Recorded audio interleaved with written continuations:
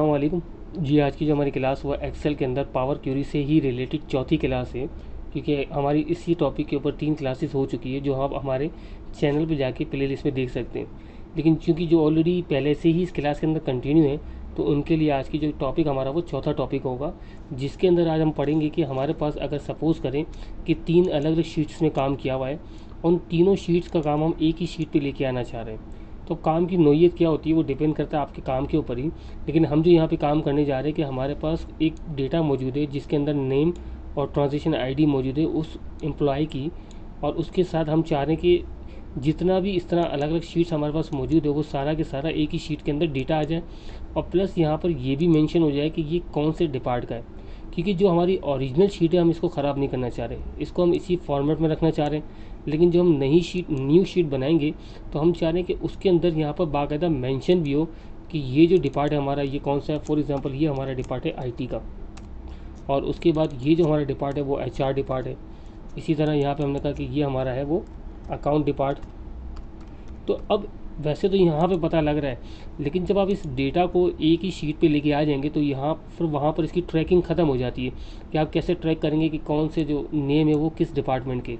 तो इस काम को करने के लिए हम पावर क्यूरी का इस्तेमाल करेंगे आज, ताकि हमारी ओरिजिनल जो शीट्स है वो भी ख़राब ना हो, और हमें ये भी पता लग जाए कि आया जो हमारे पास डेटा मौजूद है वो कौन से डिपार्टमेंट का है।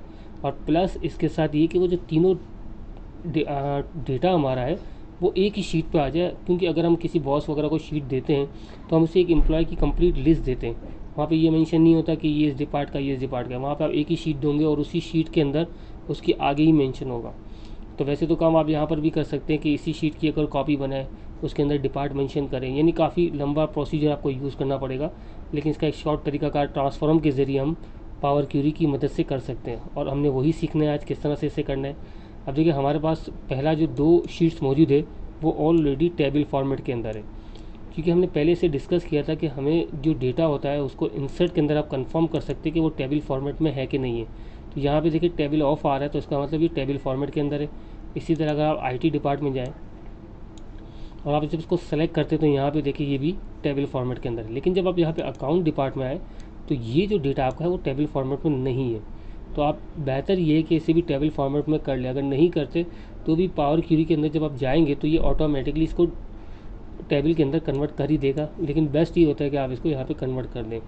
अगर सपोज़ करें कि ये कन्वर्ट नहीं करता तो क्या होता, तो उन तमाम क्लासेस जो हम पहले ले चुके हैं उसके अंदर हमने इसको डिटेल से मेंशन किया हुआ है कि फिर आपको क्या इश्यूज़ आ सकते हैं। तो इसको मैं दोबारा रिपीट नहीं करता, फिलहाल हम इसको ओके कर देते हैं। तो अब हमारे पास तीनों जो शीट्स मौजूद है वो ऑलरेडी टेबल के अंदर अवेलेबल है। अच्छा, अब करना यहाँ पर ये आप जाएंगे वही डेटा के अंदर और फ्रॉम टेबल रेंज के अंदर। अब देखिए हमारे पास यहाँ पर सबसे पहले एक टेबल आ गया। अच्छा, इस टेबल का क्योंकि कोई नाम हमने रखा नहीं था तो इसका नाम टेबल 1 ही इसने लिया है। अगर आप इस टेबल का नाम चेंज करना चाहते तो वहाँ डेटा में जाके आप इस टेबल का नाम चेंज कर सकते थे। बहरहाल उसको भी हम बाद में देख लेंगे। अब हमारा सबसे पहला काम ये है कि हमारे पास ये तो कंफर्म है कि जो अभी हम जिस टेबल के शीट्स के अंदर से पावर क्यूरी को यूज़ कर रहे हैं वो हमारा आईटी डिपार्ट का डेटा है। और अब हम ये चाह रहे हैं कि यहाँ पे कॉलम का इजाफा हो जाए और जिसके अंदर प्रॉपर आईटी डिपार्टमेंट लिखा हुआ आ जाए। तो इसके लिए क्या करना पड़ेगा, आपको ऐड कॉलम में आप आएंगे, यहाँ पे आप क्लिक करेंगे। क्लिक करने के बाद यहाँ से आ जाएंगे कस्टम कॉलम के अंदर। अब कस्टम कॉलम में जैसे आप क्लिक करेंगे तो यहाँ पे आपसे पूछेगा कि आप इसका न्यू कॉलम कस्टम नेम क्या रखना चाह रहे हैं। तो हम इसका नाम रखना चाह रहे हैं, फ़िलहाल हमने कहा कि डिपार्ट हम कर देते हैं। और डिपार्ट के बाद यहाँ पर आप इन्वर्टेड कॉमा के अंदर आप यहाँ पे लिख देंगे कि ये जो हमारा है वो आईटी डिपार्टमेंट है। आपने इसे ओके किया। ओके करने के बाद देखें ऑटोमेटिकली इसने सबके आगे यहाँ पर आईटी डिपार्ट कर दिया, और इसको आप चाहें तो उसकी सेटिंग कहीं पर भी यहाँ से कर सकते हैं। तो ये तमाम सेटिंग करने के बाद आपने सिंपल क्या करना है, होम में आना है, और होम में आने के बाद इसे यहाँ से आप क्लोज़ एंड लोड टू करेंगे, ना कि इसे क्लोज़ एंड लोड करेंगे। अब उसका रीज़न क्या है वो मैं आपको दोबारा रिपीट कर देता हूँ। अगर क्लोज़ एंड लोड करेंगे तो वो इसी वक्त डेटा को यहाँ से क्लोज़ करेगा और इसी शीट के ऊपर या न्यू शीट के ऊपर एक लोड कर देगा। लेकिन क्योंकि हमें से अभी फ़िलहाल इसके कनेक्शंस बनाने, इसे लोड नहीं करवाना, तो इसी वजह से हम इसे क्लोज एंड लोड टू पे क्लिक करेंगे। और यहाँ पर ये हमसे पूछेगा कि आप इस डेटा को आप क्या करना चाह रहे हैं। तो हम इसे कहेंगे ओनली क्रिएट अ कनेक्शन, कि सिर्फ कनेक्शन बना के रख दे। इसे ट्रांसफॉर्म में क्या करवाना है वो सिस्टम बाद में बताएंगे। ओके आपने किया तो देखिए ये आपका एक टेबल हो गया और यहाँ पे इसका डेटा शो भी कर रहा है। इसी तरह आप HR वाले डेटा में आए, आपने यहाँ पे क्लिक किया फ्रॉम टेबल रेंज, वही प्रॉपर सेटिंग आप इसके अंदर भी करेंगे। सबसे पहले आप जाएंगे ऐड कॉलम के अंदर, कस्टम कॉलम के अंदर, कस्टम कॉलम के अंदर, और यहाँ पर आप इसको कर देंगे डिपार्ट, और यहाँ आप इसका इन्वर्टेड कॉमा के अंदर नाम रख देंगे जो हमने नीचे भी रखा हुआ है HR। तो यहाँ जो नाम हमने शीट पे रखा हुआ था वही नाम हम यहाँ पे करके ओके कर देंगे, ताकि ये हमारा HR का डिपार्ट आ गया। इसको सिंपल यहाँ पे हम क्लोज लोड टू कर देते हैं, कि यानी कनेक्शन बन जाएगा, लेकिन अभी इसे यूज़ नहीं कर रहे।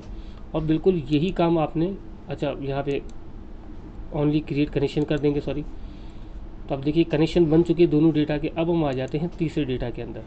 यहाँ पर भी सिंपल वही प्रोसीजर आपने यूज़ करना है, ताकि तीनों शीट के आपस में कनेक्शंस बन जाए और इनको यूज़ करते हुए हम इसको ट्रांसफॉर्म कर सकें। यहाँ पे आपने ऐड कॉलम, कस्टम कॉलम,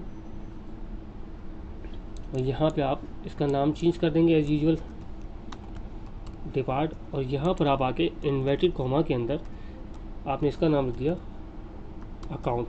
तो ये जो अकाउंट नाम रखा है वो आपको पता है कि यहाँ पे एक कॉलम ऐड हो जाएगा, और इसको यहाँ पे हम सेट कर लेंगे, और उसके बाद वही प्रोसीजर क्लोज लोड टू। अच्छा अब देखिए हमारे पास 3 टेबल आ गए, और यहाँ पे हम ऑप्शन भी पूछ लेगा कि आपने क्या करना है, क्योंकि 2 के कनेक्शन आ रहे, तीसरे का नहीं आ रहा। तो अभी ये पहले यहाँ पे आपको ऑप्शन देगा only create a connection, okay. तो अब हमारे तीनों टेबल्स के कनेक्शन बन चुके हैं। अब इन तीनों टेबल के जो कनेक्शन हैं उनका डेटा एक ही शीट पे लेके आना है। तो इसके लिए हमारे पास 2 तरीके कार है। पहला है कि आप यहीं से राइट क्लिक करके इसको कर दे अपेंड। अपेंड करने से ये होगा कि step by step her table का काम उसके दूसरे टेबल के नीचे लेके आ जाएगा। या फिर यही काम आप यहाँ पर डेटा में रहते हुए यहाँ से भी कर सकते हैं, कंबाइन क्यूरी और अपेंड। तो देखिए ये एक तरह की क्यूरीज ही होती है, लेकिन क्योंकि आप SQL यूज़ नहीं कर रहे, आप पावर क्यूरी यूज़ कर रहे हैं, तो यहाँ पे आपको कोई क्यूरी लगानी है, कहीं स्क्रिप्ट लिखने की ज़रूरत नहीं होती है। आपने सिंपल से यहाँ पे क्लिक करना होता है, अपेंड पे क्लिक करना होता है, और उसके बाद ये आपसे पूछेगा कि आपके पास 1 या 2 शीट से या फिर आपके पास 3 से ज़्यादा शीट है। तो क्योंकि हमारे पास 3 शीट है, 3 शीट है और 3 से ज़्यादा होती है तो हम यहाँ पे वो भी ले लेते। तो टेबल 1 तो ऑलरेडी सेलेक्ट हुआ है, टेबल 2 भी सेलेक्ट कर लिया आपने, और इसी तरह टेबल आपने 4 भी सेलेक्ट कर लिया। जैसे आप ओके करेंगे तो यहाँ पर आपके पास एक अपेंड के नाम से नई शीट आ जाएगी।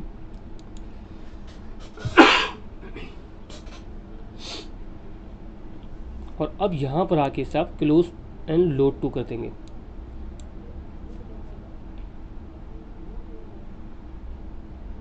तो यहाँ पर ये लोड हो रहा है, देखिए यहाँ तो इसने शो कर दिया है, और यहाँ पर भी आपके पास इसने शो कर दिया। अब देखिए इसमें फ़ायदा क्या हुआ आपके पास, कि जितना भी डेटा था, कि पहले IT डिपार्ट का डेटा आपके पास आ गया, फिर HR का आ गया, और उसके साथ यहाँ पर आपके पास अकाउंट का डेटा आ गया।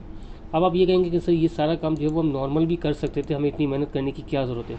तो देखिए इस कनेक्शन का एक फ़ायदा भी होता है आपके पास, वो ये होता है कि अगर सपोज़ करें कि IT के अंदर अगर कोई नई चीज़ आप ऐड करते हैं, फॉर एग्ज़ाम्पल हमने यहाँ पर ऐड किया साद, और उसको एक ID दे दी 11011, क्लियर। तो ये ID देने के बाद आप अपेंड में आएंगे, और अपेंड में देखिए अभी यहाँ पर आपको साद नाम की जो IT डिपार्ट के अंदर है वो कोई भी एंट्री नज़र नहीं आ रही। यहाँ पे आपके पास जो एंट्री आ रही है वो सिर्फ 10 आ रही है। लेकिन जैसे ही यहाँ पे राइट क्लिक करके आप रिफ़्रेश करेंगे तो यहाँ पर आपके पास एक और एंट्री ऐड हो गई IT के अंदर, और वो हो गई साद नाम की। तो इसका फ़ायदा ये होता है कि जब भी आप कोई नया डेटा किसी भी डिपार्ट में डालेंगे तो वो यहाँ पर ऑटोमेटिकली आपके अपेंड डेटा के अंदर ऐड करता जाएगा। तो आपको ये सारी मेहनत दोबारा नहीं करनी पड़ेगी। बस आपने इन चीज़ों का ख्याल रखना है कि कभी भी आपने जो कॉलम्स के नाम है उनको चेंज नहीं करना, क्योंकि ये कॉलम्स के जो नाम होते हैं इसी से इसको जॉइन बनाता है। तो जिनको SQL आता है वो समझ जाएंगे, जिनको SQL नहीं आता तो उनके लिए सिंपल सिर्फ इतना सा ही है कि आपने यहाँ पर इस हेडिंग के नाम चेंज नहीं करने।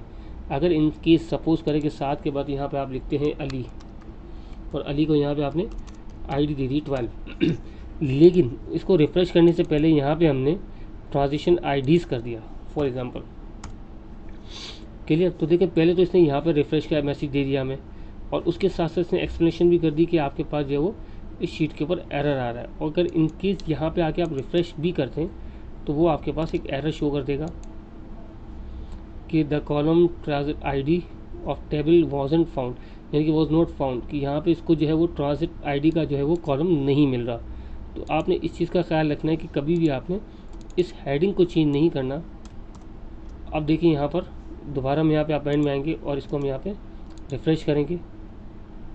तो अब यहाँ पर कोई इसने एरर आपके पास नहीं दिया। हम यहाँ पे HR में देख लेते हैं, हमने कहाँ डेटा आपका अली IT में ऐड किया था हमने, तो यहाँ पे आपके पास ये अली ऐड हो चुका है बार बार डेटा। तो अब देखिए यहाँ पर कोई भी चीज़ ऐसी अगर आपको समझ नहीं आती तो लाजमी आप कमेंट करें, हमसे पूछें, तो हम आपको बताएंगे यहाँ तक। उसके बाद मज़ीद जैसे जैसे डेटा हमारा आगे क्लासेस हमारी आगे जाती जाएगी, तो वैसे वैसे आप इसको एडवांस लेवल पे भी साथ साथ सीखते जाएंगे। क्योंकि अभी तो हम बिल्कुल इनिशियल बेसिक से स्टार्ट लिया है कि जिनको अगर पावर क्यूरी का कुछ भी नहीं पता तो इस क्लास की मदद से पावर क्यूरी की कम से कम अंडरस्टैंडिंग ले सकते हैं कि पावर क्यूरी करता क्या है, तो इसका इस्तेमाल कहाँ होता है। तो लाजमी आप इस चीज़ को याद रखिएगा कि कोई चीज़ समझ नहीं आ रही तो आप कमेंट्स करें हमें, और दूसरों को भी शेयर करें, ताकि हमें भी एक इंटरेस्ट पैदा हो कि हाँ हमें लोग पसंद कर रहे हैं और हम इसकी मज़ीद क्लासेस बना सकें। बहुत बहुत शुक्रिया।